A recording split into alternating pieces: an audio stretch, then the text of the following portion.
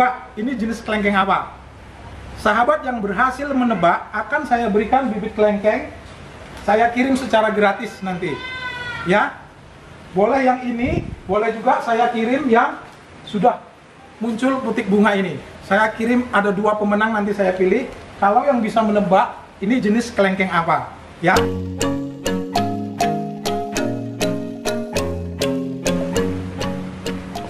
Ini namanya buah kelengkeng. Kiram suka buah kelengkeng? Alhamdulillah. Sahabat, selamat siang. Assalamualaikum.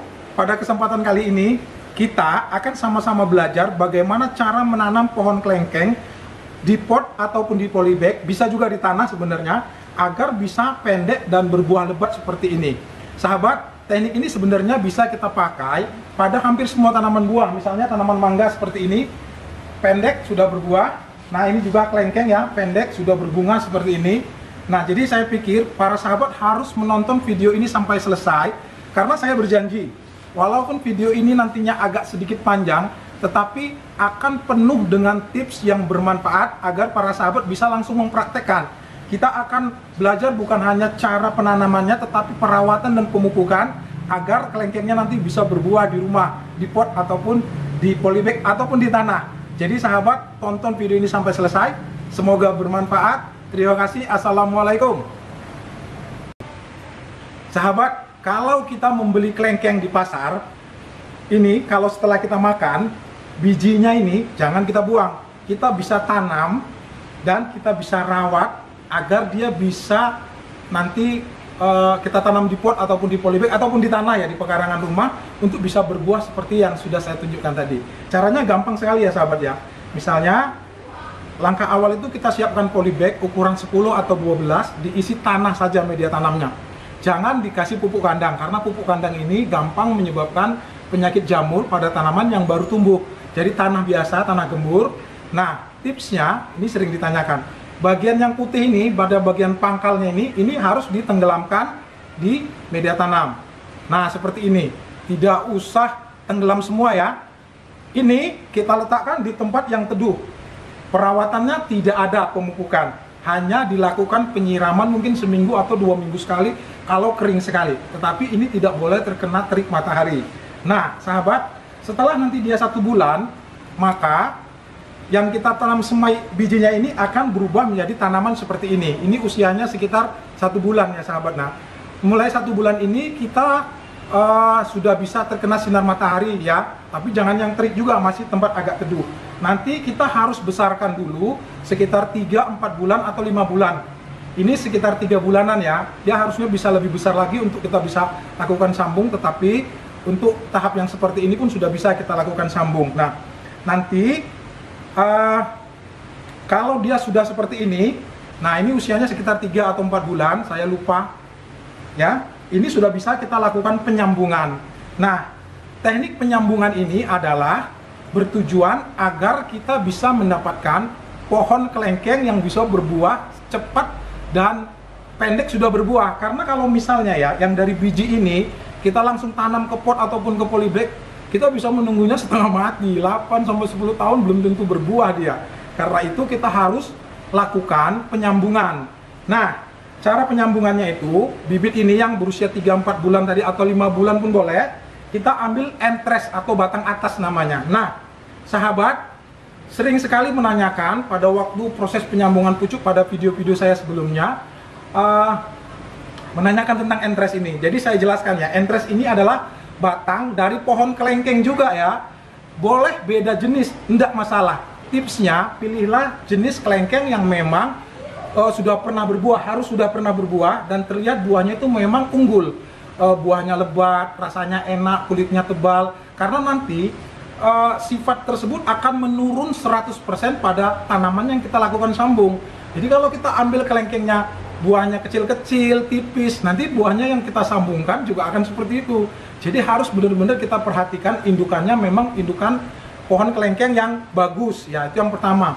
Kemudian tips yang kedua, kita pilih batang yang kira-kira sama besarnya, atau kalau lebih besar sedikit nggak apa-apa, dengan batang yang akan kita sambungkan ya. Saya pikir itu tipsnya. Dan pilih batang yang sehat, jangan terserang terlihat penyakit jamur ataupun terserang penyakit lah. Nah, caranya gampang saja, sahabat. Ini kita ambil sekitar 2 ruas daun ya. Mungkin seperti inilah kurang lebih. Nah, seperti ini. 2 ruas daun kita kurangin. Boleh ada daunnya sedikit boleh, tetapi nggak boleh banyak ya. Nah, seperti ini ya. Jadi saya pikir saya buang aja karena ini agak mengganggu. Nah, seperti ini. Kemudian ini yang kita pilih yang mana ya? Yang ini boleh nih, nggak apa-apa. Ini kita lakukan pemotongan. Oh ya, tipsnya agar keberhasilannya menjadi lebih tinggi, kita harus bekerja lebih steril. Ini tadi sudah saya sterilkan ya, sudah saya semprot. Kalau nggak ada alkohol, boleh juga dibakar pakai mancis. Nah, ini kita potong di sini saja kurang lebih. Nah, kita potong seperti itu. Kemudian kita siapkan cutter yang juga sudah bersih. Kita buat sistemnya sistem V ya. Ini kita runcingkan membentuk huruf seperti huruf V.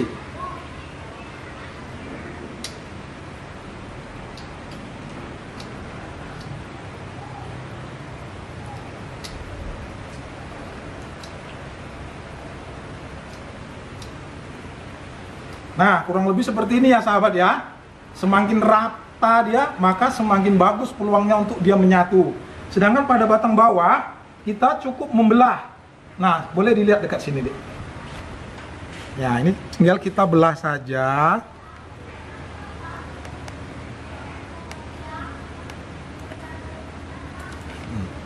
Nah, ini ya, sudah dibelah. Nah, batang atas ini kita lakukan penyambungan seperti ini. Usahakan penyambungannya ini presisi ya. Nah, misalnya seperti ini ya, agar kulit kambium pada entres dan batang bawah ini bersatu. Setelah ini kita lakukan pengikatan. Pengikatannya boleh dengan teknik apa saja. Kita juga bisa menggunakan plastik. Boleh plastik seperti ini yang kita potong. Tapi kalau saya suka menggunakan tali goni ya, lebih praktis dan tidak usah pakai biaya. Nah, untuk pengikatan pada penyambungan kelengkeng ini harus kuat. Berbeda dengan penyambungan pada kita menyambung alpukat. Kalau alpukat dia tidak boleh terlalu kuat karena batangnya bisa patah. Tapi kalau ini kita harus kuat ya. Karena ini kan juga tanamannya juga sudah lumayan tua ya. Umurnya sudah sekitar 4 bulanan batangnya, jadi sudah keras.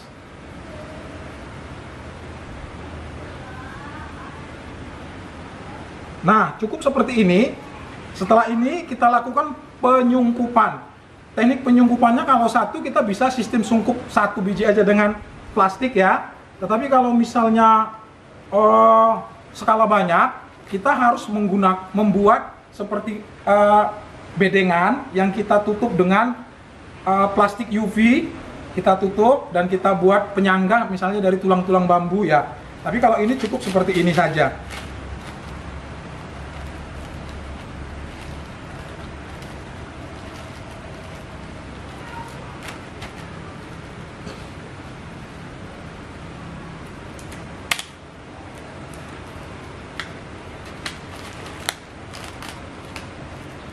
Sahabat, ada beberapa pertanyaan yang selalu ditanyakan oleh para sahabat yang menonton video sambung pucuk saya. Yang pertama itu, berapa lama sungkupnya ini dibuka? Jawabannya adalah tergantung kondisi tanaman sebenarnya. Pada tanaman kelengkeng ini biasanya sekitar 2 bulanan dia baru kita biasanya aman untuk kita buka. Dan ditandai dengan munculnya tunas-tunas yang daunnya sudah mulai hijau biasa ya. Itu salah satu tanda bahwasanya dia sudah siap dibuka. Kemudian yang kedua, apakah perlu disiram? Tidak perlu disiram ya. Kalau memang terlihat kering sekali, kita bisa menyiram. Misalnya diletakkan di tanah begini, kita siram di tanah bagiannya aja. Ini nggak usah dibuka-buka, karena kalau dibuka-buka tergeser-geser dia bisa mati. Kemudian yang ditanyakan lagi, kenapa setelah dia timbul tunas, kemudian kita pindahkan ke pot atau polybag, kok tanamannya malah mati, sambungannya menjadi gagal, gosong. Nah, itu biasanya karena kita terlalu cepat membukanya. Jadi harusnya kalau misalnya nanti sudah timbul tunas, dan kita anggap dia sudah cukup bagus, cukup berhasil sambungannya, maka jangan langsung kita buka secara keseluruhan. Kita bukanya cukup begini, bagian bawah saja, dan dibiarkan terbuka. Ya, ini biarkan 1 minggu seperti ini. Jadi agar tanaman yang baru tumbuh itu dia bisa beradaptasi dengan dunia luar. Jangan langsung kita buka, kita angkat, kita paparkan dunia luar, mati dia. Nah, jadi kita biarkan sekitar 1 minggu, buka tutup lah istilahnya. Boleh dibuka nanti ditutup lagi, atau misalnya kalau kita repot kita buka aja, tetapi kita biarkan sungkupnya tetapi terbuka pada bagian bawah. Nah, setelah 1 minggu nanti baru bisa kita buka secara keseluruhan. Nah, ini harus diletakkan di tempat yang teduh ya, tidak terkena sinar matahari terik, dan kalau bisa nggak usah terkena hujan selama penyungkupan itu. Kemudian sahabat, setelah sekitar 2 bulanan, maka nanti kita akan bisa mendapatkan tanaman yang seperti ini ya. Ini mohon maaf, saya rapikan dulu ya, terlalu berantakan. Nah, ini adalah tanaman yang sudah kita lakukan penyambungan sekitar usia 3 bulan. Sebenarnya pada waktu 2 bulan sudah kita buka dan kita pindahkan ke polybag yang lebih besar. Sahabat bisa lihat ya gradasinya. Tadinya polybag yang kecil, kemudian setelah dia dilakukan penyambungan nanti berhasil usia 2 bulan, kita pindahkan ke polybag yang agak lebih besar seperti ini. Nah, kalau dia sambungannya sudah sangat menyatu bagus seperti ini, maka nanti tali yang untuk mengikat tadi sudah bisa kita buka ya. Nah, itu agar dia tidak mengganggu pertumbuhan batang yang kita sambung. Kemudian tipsnya lagi, kalau misalnya ada cabang yang muncul di bagian bawah sambungan, itu harus dibuang. Jangan dibiarkan tumbuh ya, agar memang yang tumbuh itu adalah cabang entres dari pohon yang sudah pernah berbuah ya. Nah, setelah seperti ini, kalau kita beruntung, kadang-kadang dalam hitungan bulan dia bahkan sudah bisa mengeluarkan bunga seperti ini. Nah, biasanya sih kalau bunga pada tanaman yang kecil seperti ini, kita harus melakukan perawatan agak lebih ekstra, agar kalau kita memang mau mempertahankan bunganya atau untuk bisa menjadi buah ya. Tetapi kalau misalnya kita mementingkan perkembangan batangnya, kalau sekecil ini kadang-kadang sih dibuang saja bunga dan buahnya ini, nggak apa-apa, agar dia bisa tumbuh bagus dulu, nanti baru kita bungakan dan kita buahkan. Tapi kalau mau dibuahkan juga terus nggak apa-apa, tetapi harus dilakukan pemupukan dan perawatan ya.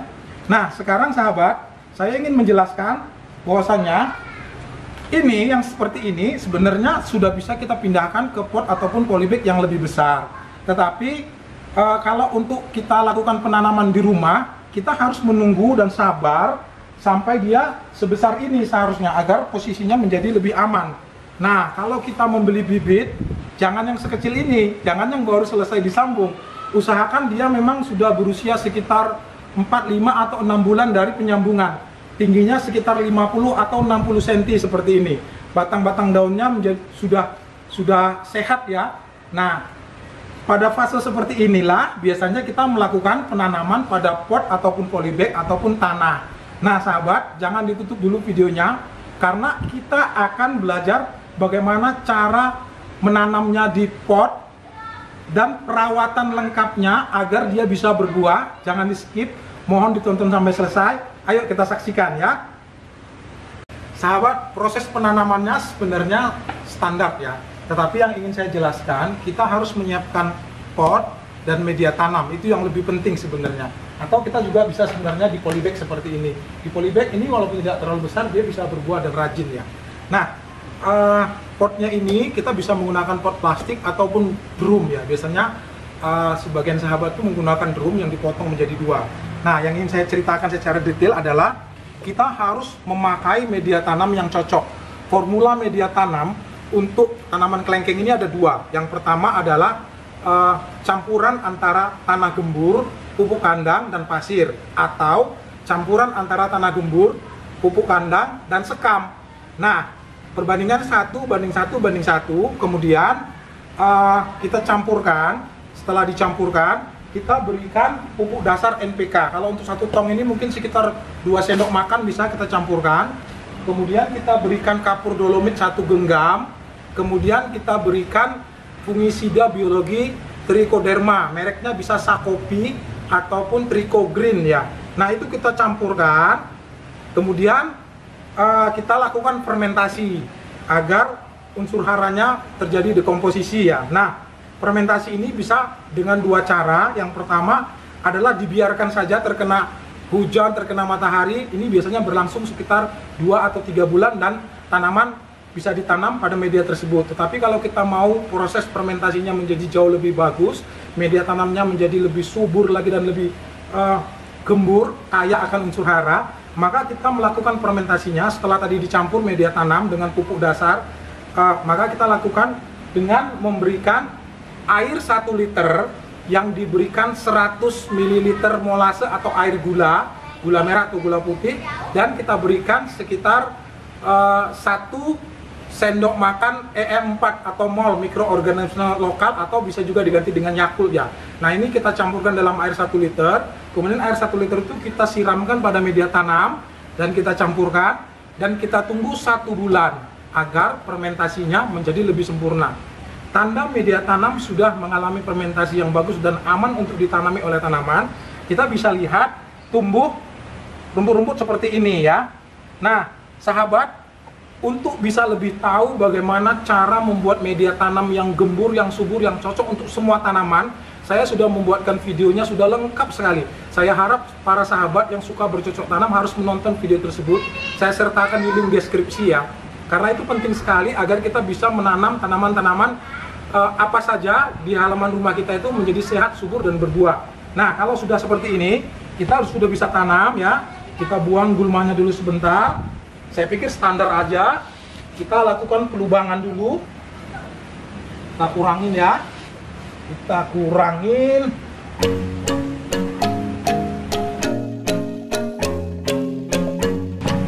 Nah, bibit yang sudah kita siapkan, kita sobek saja. Kalau bisa memang jangan disiram dulu ya. Media tanamnya sebelum dipindah 2 hari jangan disiram. Nah,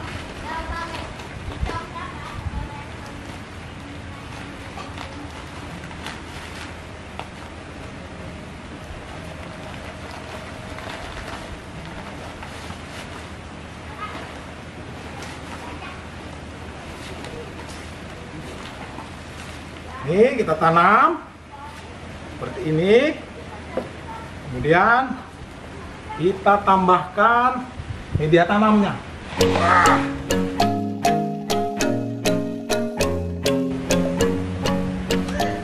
Nah, sahabat, langkah selanjutnya yang kita lakukan setelah dilakukan penanaman ini adalah melakukan penyiraman.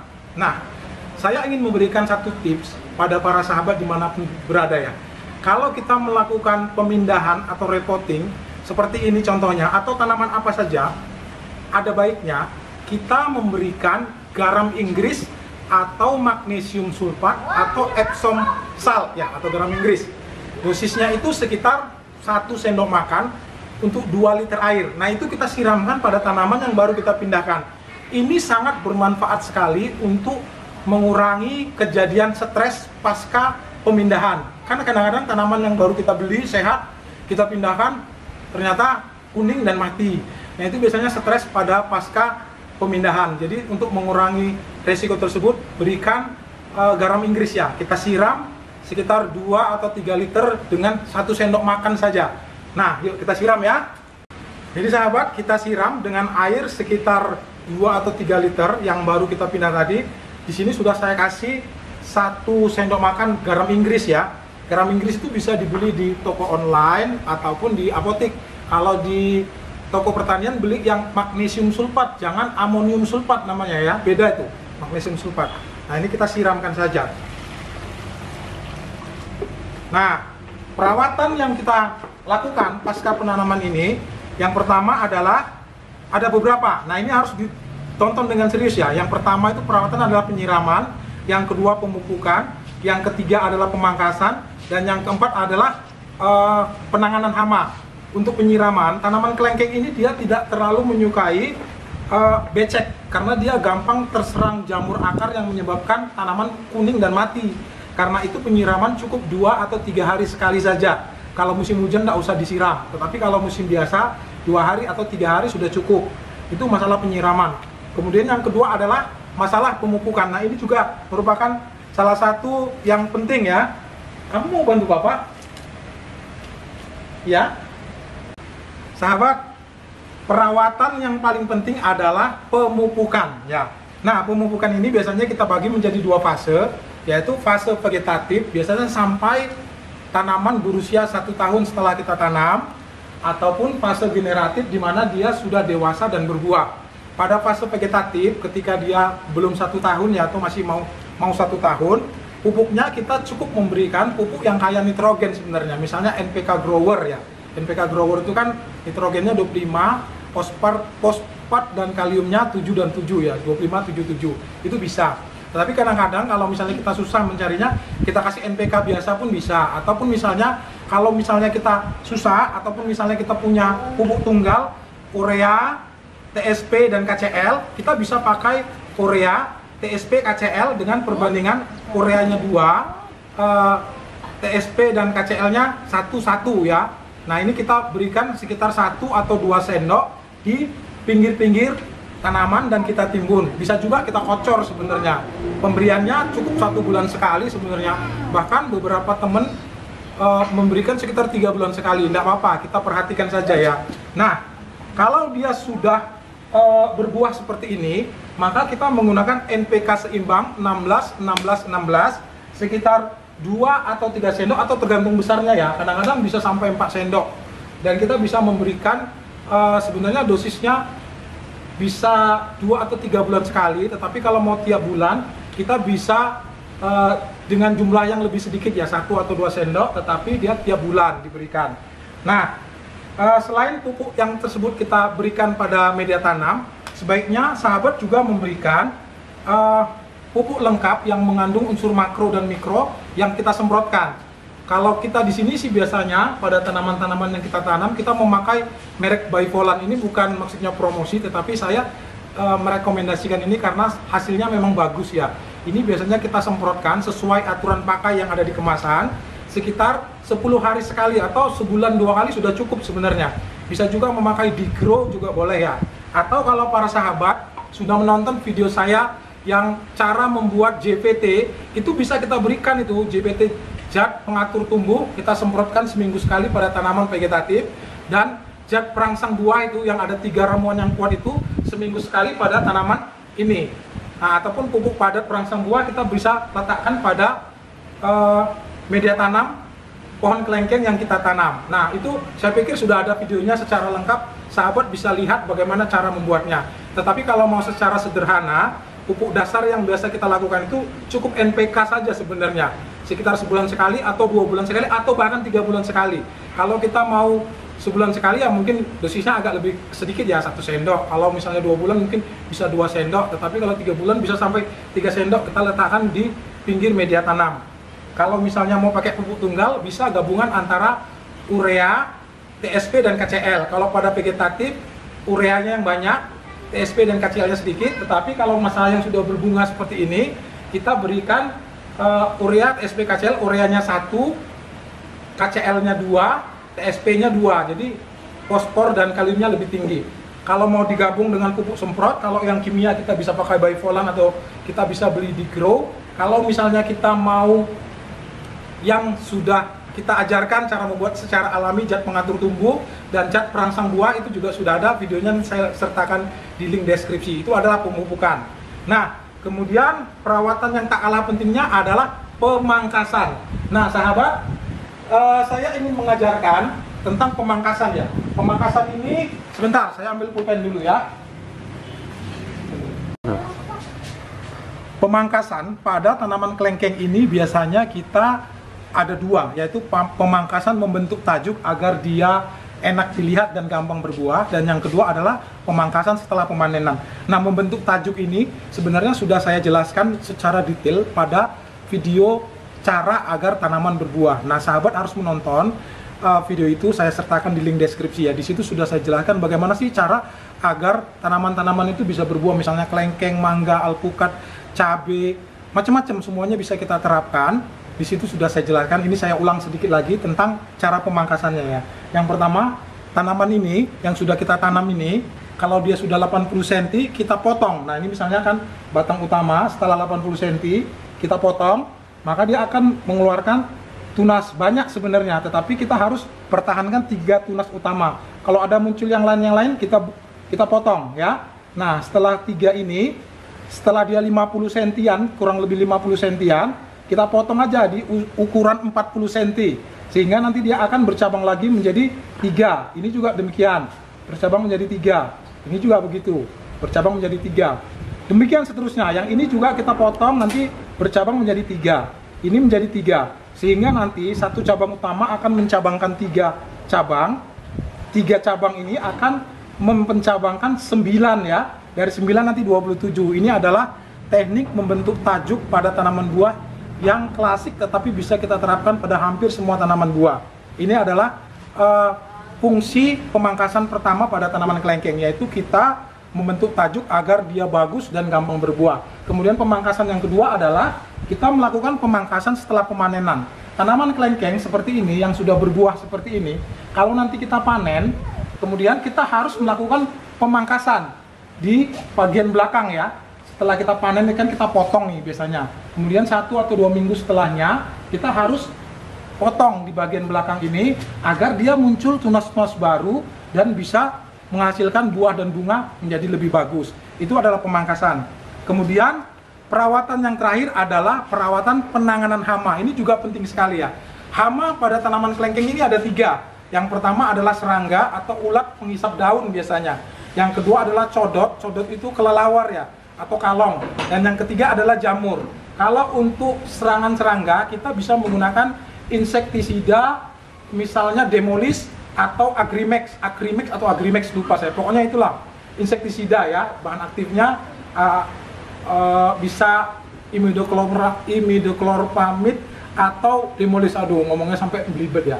Kemudian kalau untuk codot, kita biasanya penanganannya kita bungkus ya. Kita bungkus dengan bungkus bambu ataupun bisa juga dengan pembungkus buah ya, ini agar dia aman.